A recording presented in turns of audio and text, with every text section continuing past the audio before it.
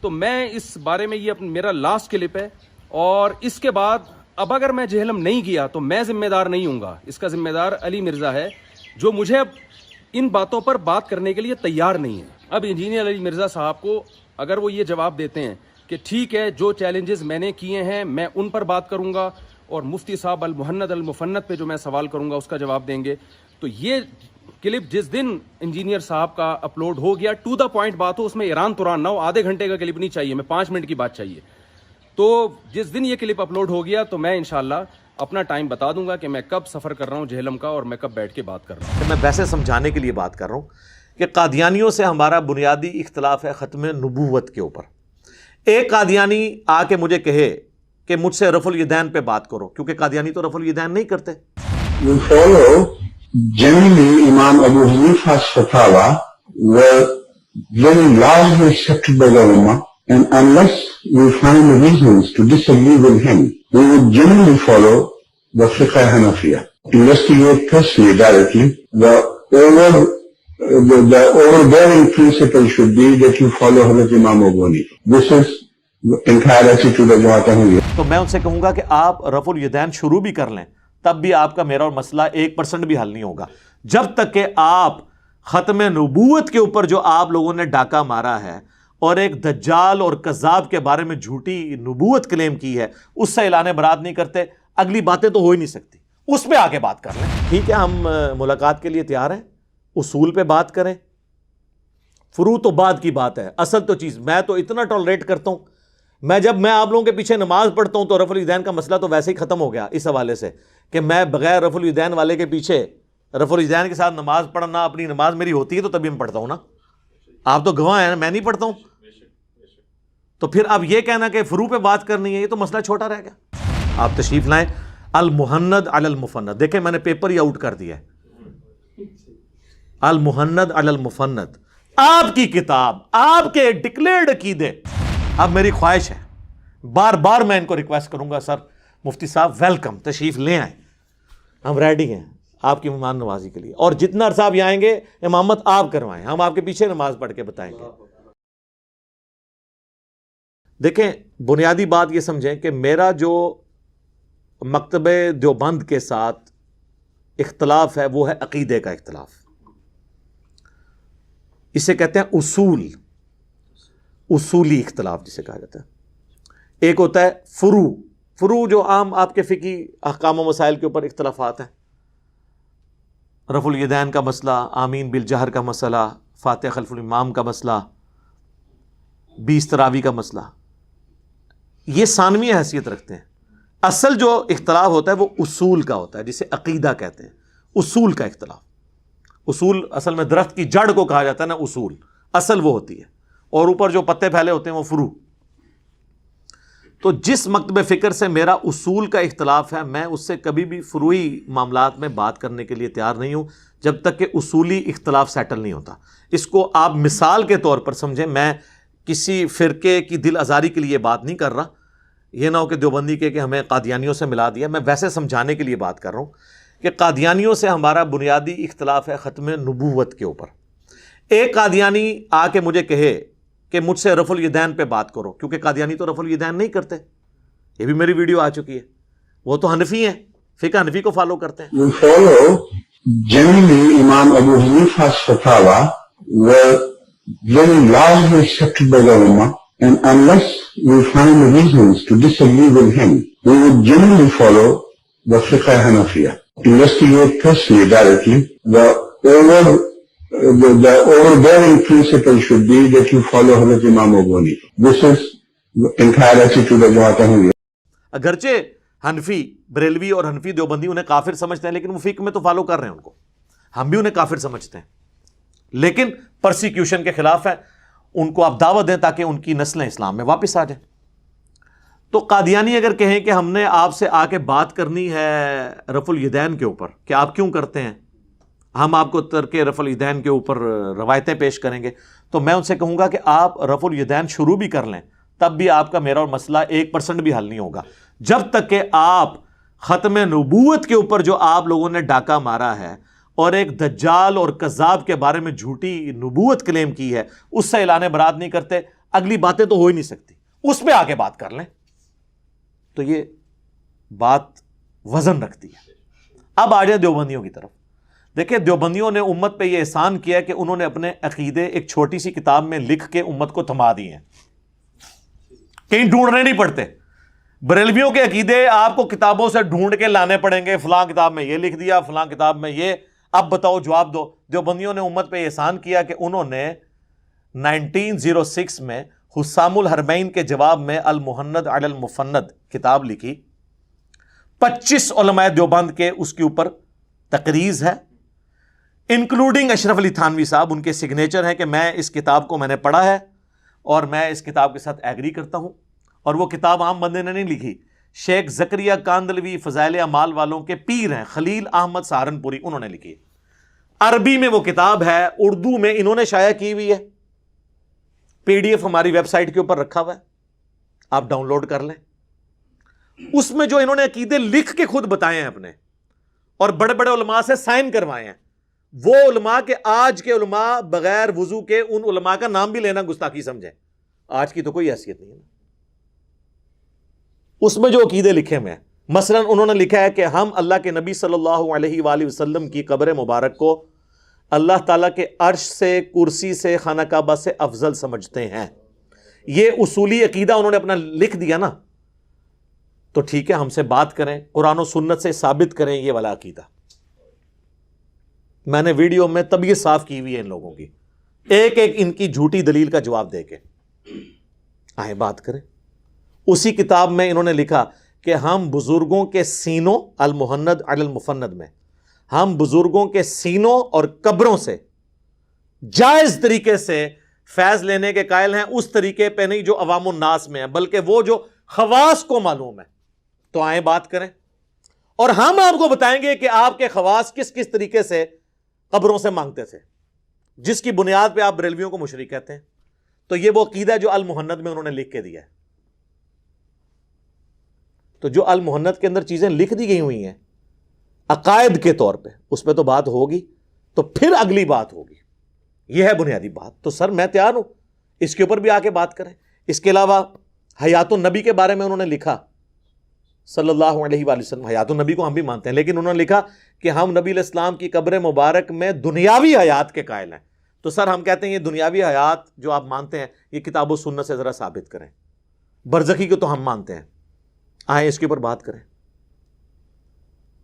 اور اشرف علی تھانوی رسول اللہ، اور اللہم صلی علی سیدنا و نبینا اشرف علی، جس کو یہ لوگ دھوکہ دے کے کہتے ہیں جی خواب کا واقعہ ہے، نہ خواب کا نہیں ہے۔ آل امداد رسالے میں پڑھیں، وہ کہہ رہا ہے میں بیدار ہوا ہوں تب بھی یہی کر رہا ہوں۔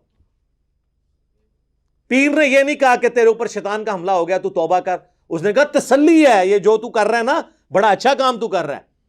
اس میں تو یہ اشارہ تھا کہ تیرا پیر جو ہے وہ متبع سنت ہے، یعنی اشرف تھانوی صاحب نے اپنے بارے میں آل امداد رسالے پہ یہ اشرف رسول اللہ کو آئیں ڈیفینڈ کریں۔ یہ عقیدے کا مسئلہ ہے نا، جب کلمہ ہی الگ ہو گیا پھر یہ بہانہ بنانا جی ہم یہ کلمہ تعلیم تو نہیں کرتے، نہ نہ نہ سر، یہ چھوڑیں، آپ اس کو ڈیفینڈ کر رہے ہیں گویا کہ آپ اسے تعلیم ہی کر رہے ہیں، اعلان برات کریں۔ اور یہی لوگ ان سے پوچھیں حش بہشت میں جو چشتی رسول اللہ لکھا ہوا ہے، وہ کہیں گے جی بالکل کفری ہے، تو سر وہ بھی ڈیفینڈ کر رہے ہیں اور ان کی تعداد بھی آپ سے زیادہ ہے، ہاں تو پھر تعداد کے اوپر فیصلہ کر لیں۔ اس طریقے سے تو معاملات نہیں چل سکتے۔ تو ہمارا عقیدے کا چونکہ اصولی اختلاف ہے، تو میں آپ کو، چونکہ آپ نے ویڈیو میں خود کہا ہے، اب نادر علی بھائی تو بیچ میں سے نکل گئے، آپ نے خود کہا کہ میں آنا چاہتا ہوں جہلم، جناب ہم آپ کو ویلکم کرتے ہیں یہاں پہ، آپ تشریف لائیں، آئیں جی تشریف لے کے آئیں، اصول پہ بات کریں، جو عقیدے کی بات ہے عقیدے پہ بات ہوگی۔ المحند آپ کی کتاب ہے، آپ کا کلیم ہے، آپ کے علماء نے اس پہ سگنیچر کیے ہوئے ہیں، آپ کے ڈکلیئرڈ عقیدے ہیں، یا پھر یہ مانیں کہ المحند کے عقیدے کتاب و سنت کے خلاف ہیں، تاکہ یہاں سے پھر آپ واپس اپنے مدرسے نہ جائیں، یہیں آپ کو مفتی رکھ لیں، ظاہر ہے پھر آپ واپس تو نہیں جا سکتے سر۔ If there is no Al Muhannad Ali Al Mufannad there is no دیوبندیت۔ جی مجھے بتائیں دنیا میں 1867 سے پہلے کوئی مسلمان دیوبندی تھا؟ 1867 میں مدرسہ بنا، 1896 میں منظر الاسلام بریلی کا مدرسہ بنا، اس سے پہلے دنیا کا کوئی مسلمان اپنے آپ کو بریلوی ایز اے فرقہ نہیں کہتا تھا۔ ویسے تو سید احمد بریلوی جو آپ نے نام سنا ہے نا، اسماعیل شہید جسے کہتے ہیں، یہ شاہ اسماعیل کے جو پیر و مرشد تھے، وہ یعنی دیوبندیوں کے بزرگ ہیں، لیکن ان کا نام ہے سید احمد بریلوی، اس لیے کہ وہ بریلی کے رہنے والے تھے. تو بریلی کا رہنے والا تو بریلوی ہو سکتا ہے، عقیدے میں کوئی نہیں تھا. تو سر وہ لوگ جن کے فرقوں کے نام انڈیا کے 2 شہروں کے ناموں کے اوپر ہیں، دیوبند اور بریلی، وہ ہمیں کہتے ہیں کہ تم انجینئرنگ فرقہ بنا رہے ہو.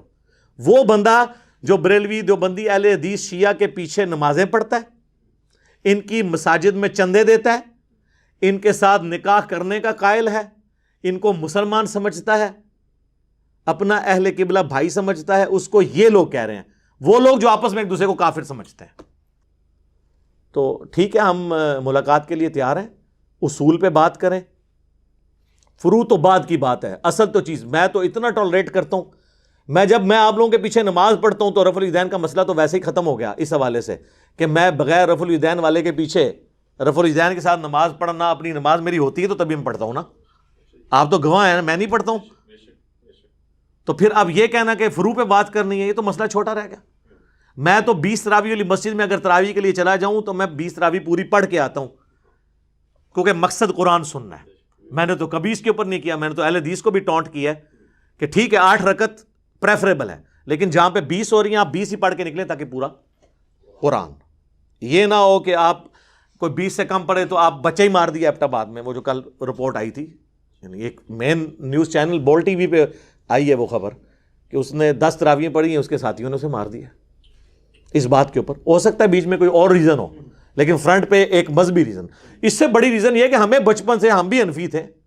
میں خود 31 سال تک بریلوی رہا ہوں، پھر اس کے بعد کچھ عرصہ دیوبند کے ساتھ، پھر اہل حدیث کے ساتھ رہا. تو ہمیں بھی بتایا جاتا تھا جو تراویح نہیں پڑھتا اس کا روزہ ہی نہیں ہوتا. آج ہم جب یہ کہتے نہیں، یہ کون کہتا ہے جی؟ ہم تو کہتے ہی نہیں ہیں.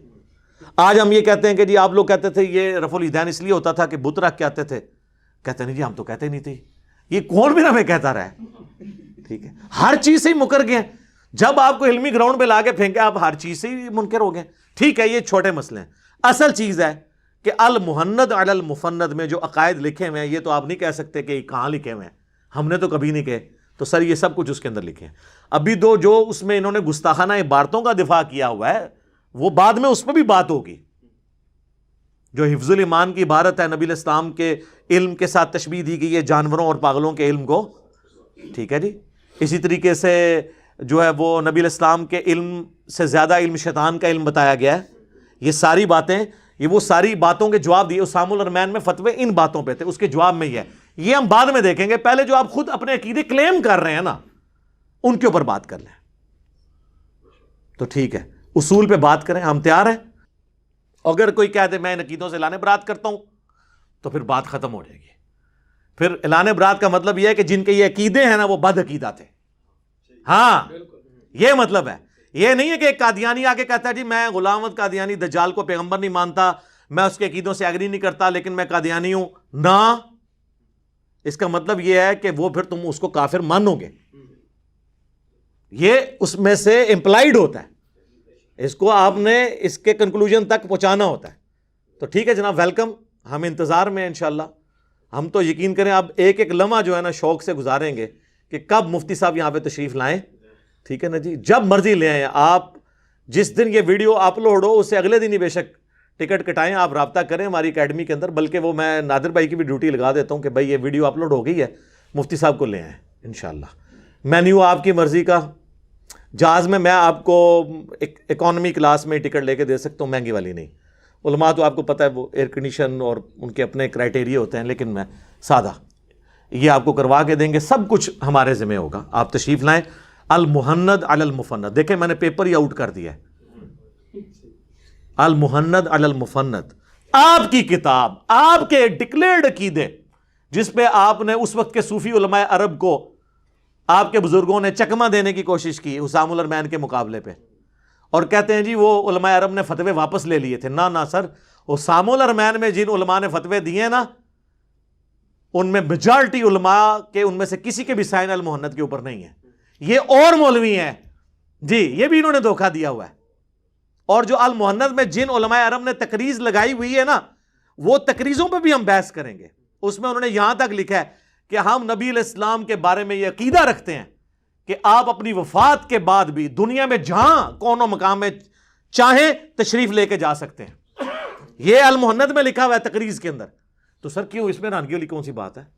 ارواح ثلاثہ میں انہوں نے لکھا ہے کہ قاسم نانوتوی صاحب مرنے کے 6 سال کے بعد اپنی قبر سے نکلے فزیکلی، خواب میں نہیں، اور دیوبند کے 2 مولویوں کی صلح کرائی، دوبارہ قبر میں چلے گئے. تو اگر قاسم نانوتوی صاحب جسد انصری کے ساتھ اور امثالی کے ساتھ قبر سے نکل سکتے ہیں تو نبی الاسلام کیوں نہیں؟ سر آپ کی تو شان بہت اعلیٰ ہے. تو یہ سارے وہ عقیدے ہیں جو المہند میں لکھے ہوئے ہیں. ایک ایک چیز میں ڈسپلے کراؤں گا المہند کی، ٹھیک ہے؟ اور مجھے لگتا ہے کہ میری کرامت ہی یہ نکلے گی کہ یہ کبھی بھی ادھر نہیں آئیں گے. اب میری خواہش ہے، بار بار میں ان کو ریکویسٹ کروں گا، سر مفتی صاحب ویلکم، تشریف لے آئیں، ہم ریڈی ہیں آپ کی مہمان نوازی کے لیے. اور جتنا عرصہ آپ آئیں گے امامت آپ کروائیں، ہم آپ کے پیچھے نماز پڑھ کے بتائیں گے. ہاں جی، ہاں جی، یہاں پہ جو بھی آتا ہے ہم اس کو ریکویسٹ کرتے ہیں. آپ کے سامنے یہاں شیعہ علماء ہیں، میں نے ان سے نماز پڑھوائی ہے. یہاں پہ بریلوی علماء ہیں، میں نے کہا آپ مسلح پہ کھڑے ہوں. ہمیں کون سا خطرہ ہے؟ ہماری تو سب کے پیچھے ہو جاتی ہے. ہمیں کو خطرہ ہے؟ ہماری تو سب کے پیچھے آئیں، نماز پڑھائیں ہمیں، ٹھیک ہے؟ لیکن یہ نہیں ہوگا کہ آپ کے پیچھے ہم سنت طریقہ چھوڑ دیں. نہیں، یہ نہیں ہوگا. ہم سنت کے مطابق پڑھیں گے آپ کے پیچھے. چونکہ آپ بھی اپنی حنفی پبلک کو یہ نہیں کہتے کہ امام کعبہ رفع الیدین کرتا ہے، لہٰذا حنفی دیوبندی اور حنفی بریلوی جب کعبے جائیں تو امت کی یونٹی کی خاطر وہ رفع الیدین کر لیا کریں. چونکہ آپ اپنی پبلک کو یہ نہیں کہتے نا، وہ اسی طریقے سے نماز پڑھتے ہیں، اور اس وقت ان کو خیال آتا کہ امام کی پیروی کرنی ہے. تو ہم بھی نبی علیہ السلام کی پیروی کریں گے.